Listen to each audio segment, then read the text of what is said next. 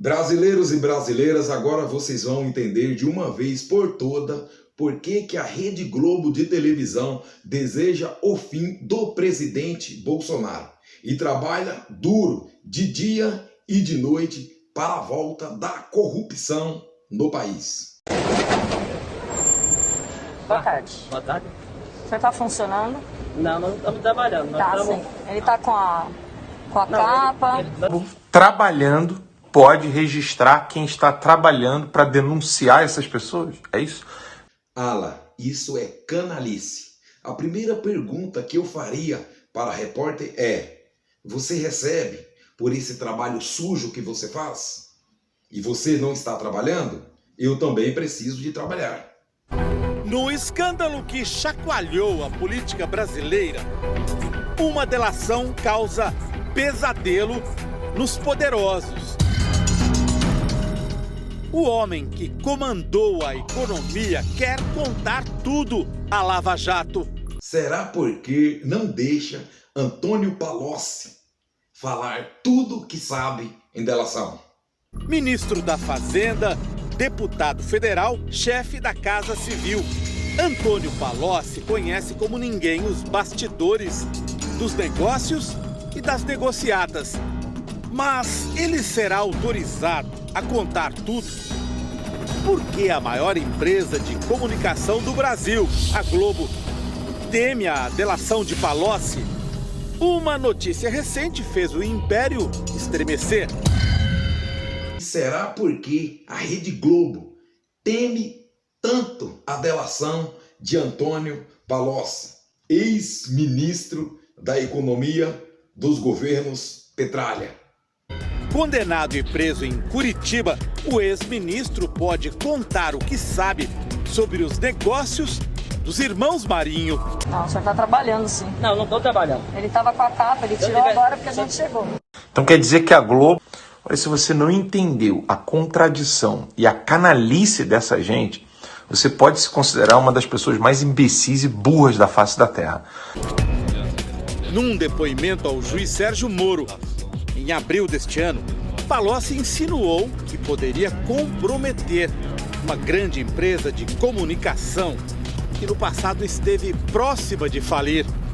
A única situação que eu discuti com o BNDES Créditos foi em situações de empresas que iam entrar em falência, que eram empresas de grande porte no Brasil e cuja falência poderia significar uma fila de falências de muita repercussão. As empresas da área de comunicação tiveram problemas sérios nesse período.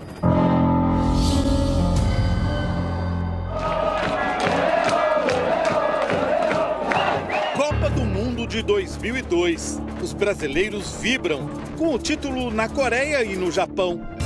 A cada 4 anos, bilhões de reais ingressam nos cofres da Globo por causa do Mundial. São quase 50 anos de parceria da emissora com a FIFA. O torcedor desconhece os bastidores. Por causa de maus negócios, a Globo quase quebrou no início dos anos 2000 e montou um esquema para comprar as transmissões. Segundo estes documentos da Receita Federal, naquele período em que quase faliu, a Globo conseguiu comprar os direitos de transmissão da Copa do Mundo sem pagar impostos no Brasil. Uma operação fraudulenta escondida atrás de uma empresa de nome Empire, Império em inglês. A investigação da Receita Federal só começou em 2005. Foi revelada em 2013 por este jornalista. A Globo deveria ter simplesmente comprado os direitos de transmissão e pago os impostos. E ela não fez isso. Ela criou uma série de empresas para que uma dessas empresas herdasse os direitos e esses direitos passassem para a Globo como que por osmose, assim, sem que houvesse o ato de comprar os direitos diretamente pela Globo sem pagar os impostos. Vamos entender como tudo isso aconteceu. Usando empresas de papel, a Globo remeteu dinheiro para o Uruguai, dali para as Antilhas Holandesas no Caribe, em seguida para Amsterdã, na Holanda. Lá, a Globo Overseas comprou os direitos de transmissão da Copa e os transferiu para a Empire. A empresa foi montada nas Ilhas Virgens Britânicas, um esconderijo de dinheiro sujo no límpido Caribe. Segundo a Receita, a Globo simulou investimentos para criar a Empire, como se fosse uma empresa de verdade. Mas era só fachada, funcionando neste endereço em Tortola, a capital das Ilhas Virgens. Assim que a Empire ficou com os direitos da Copa, ela foi dissolvida e seus bens transferidos para a Globo. Com essa manobra, a família Marinho deixou de pagar mais de 170 milhões de reais em impostos no Brasil. Tá aí, essa é a Rede Globo de televisão. Por isso o desespero com o governo Bolsonaro. Se eles pagassem tudo que devem ao contribuinte desse país, os hospitais, a educação, hoje no Brasil, seria outra. Então é no mínimo infantil uma empresa achar que pelo fato dela abrir uma conta corrente no exterior ou uma filial, ela escapa do cumprimento de obrigações acessórias, do cumprimento do pagamento do imposto de renda, do PIS/COFINS, do CID. Eu faço uma coisa que é tão óbvia, que é tão ingênua, tão infantil, porque eu tenho certeza absoluta que eu não vou ser pego. A Receita Federal acusou a Globo de simulação, multou a empresa em 150% do valor do imposto sonegado. Pretendia processar um dos donos da emissora, José Roberto Marinho, por crime contra a ordem tributária. Quando a denúncia veio à tona, o valor devido pela família Marinho aos cofres do governo brasileiro, com multa e juros, já passava dos 600 milhões de reais. O valor é estimado em 10 bilhões de reais por sonegações de impostos. É justo o senhor e a senhora pagar impostos de um palito de fósforo e uma empresa bilionária como a Rede Globo, da família Marinho, sonegar impostos? Foi então que aconteceu um episódio de cinema. Uma funcionária da Receita do Rio de Janeiro, Cristina Mares Ribeiro, que estava em férias, furtou o processo. Foi na véspera dele ser remetido ao Ministério Público Federal.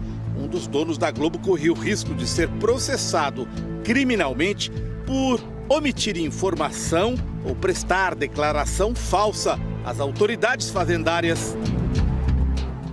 Isso beneficiou muito a Globo, porque ao não chegar no Ministério Público, não se torna uma investigação de ordem criminal, o que poderia ser um constrangimento muito grande para a família Marinho. Inclusive, constrangimento de ordem política, afinal são figuras públicas que detêm uma influência política determinante no cenário brasileiro, né? Na conjuntura política brasileira. Então eles escaparam dessa. A mulher que cometeu o furto foi condenada a 4 anos e 11 meses de prisão, mas passou menos de uma semana na cadeia até receber um habeas corpus do Supremo Tribunal Federal. O Supremo Tribunal Federal hoje, para mim, é a maior facção criminosa do país, sem tirar uma vírgula. Hoje, ela responde ao processo em liberdade. Fomos ao luxuoso prédio em que ela mora, na Avenida Atlântica, no Rio de Janeiro, de frente para o mar. Mas ficamos sem resposta. Ela não está aqui, não. Não está? Ah, então nem adianta. Faz tempo que ela sumiu, eu não tenho mais visto. Quem teria interesse em sumir com o processo da Globo? É a única corte do mundo que faz negociatas com vagabundos, ladrões.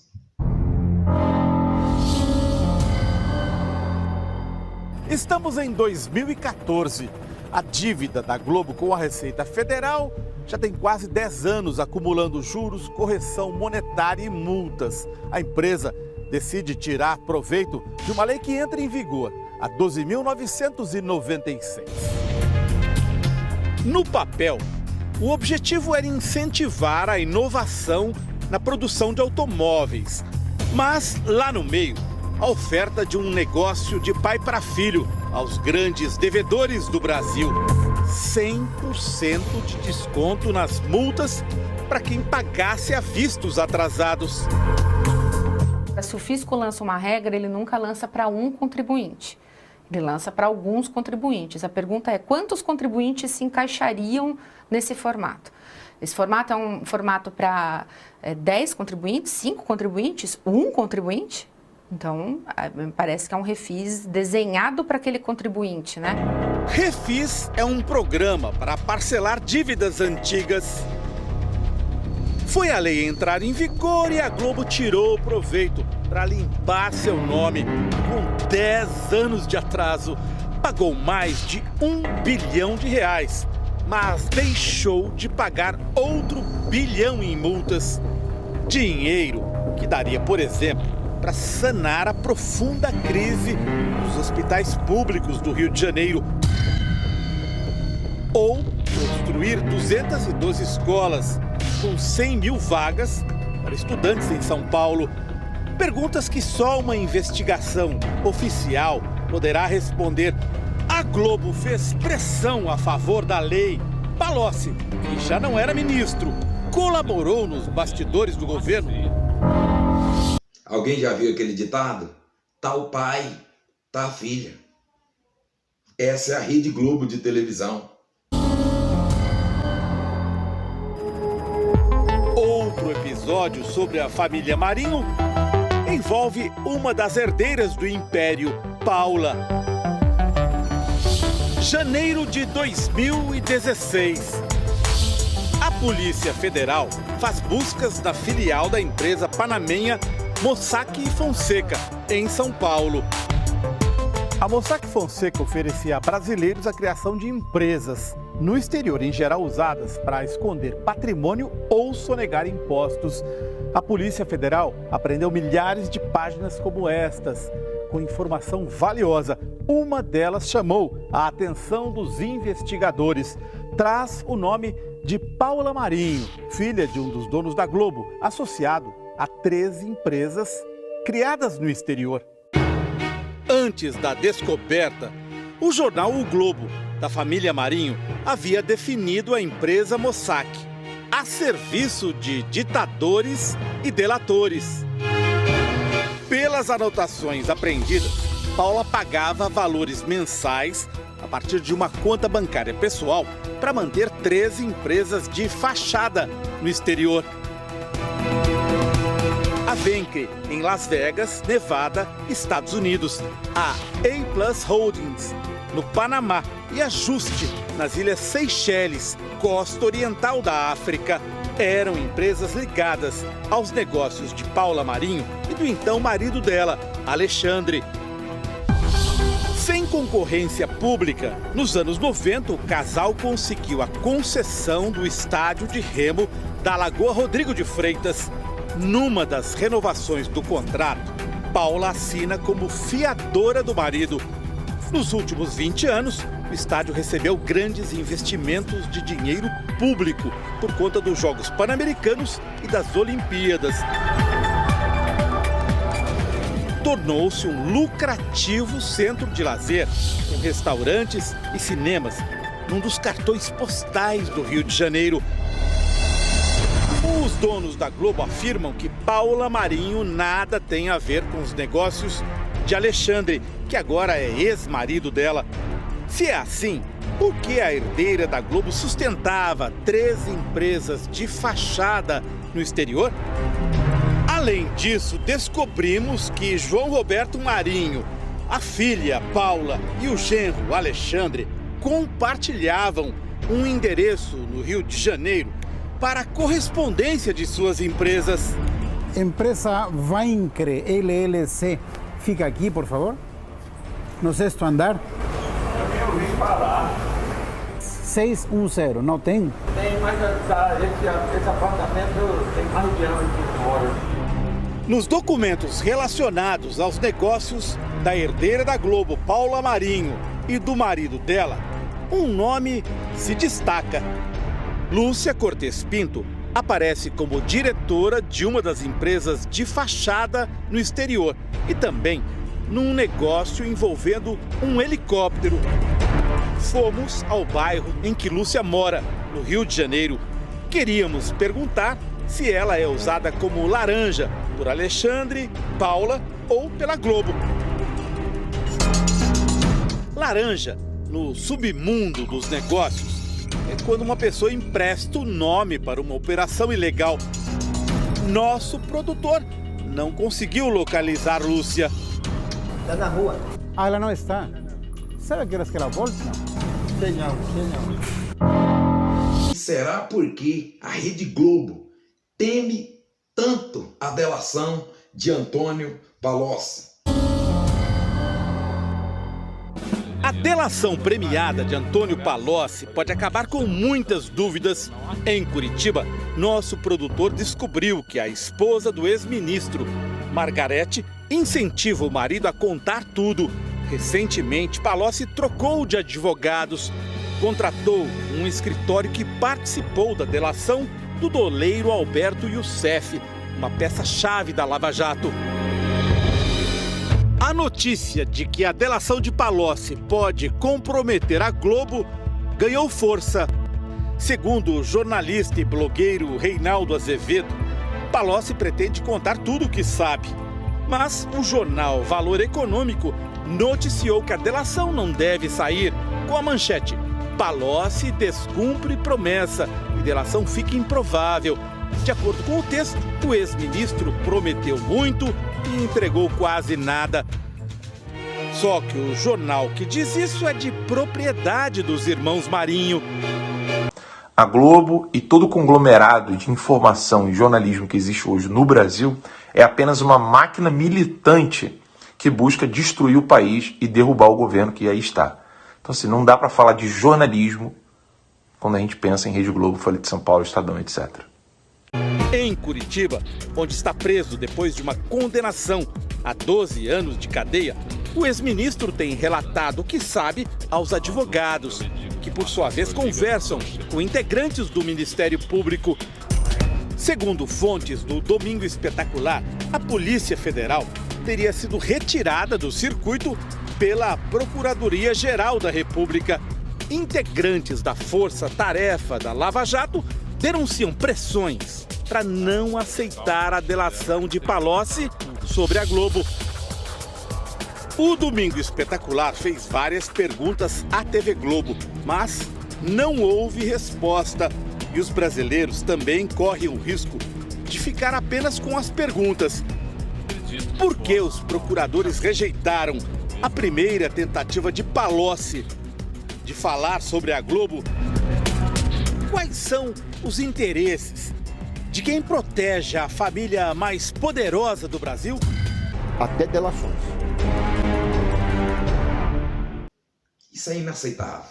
Não podemos deixar essa denúncia morrer. Como confiar? Que moral tem para falar de corrupto neste país? Ou melhor dizendo, do governo Bolsonaro, que não tem 50 centavos de corrupção, desviado do pagador de impostos, do povo brasileiro.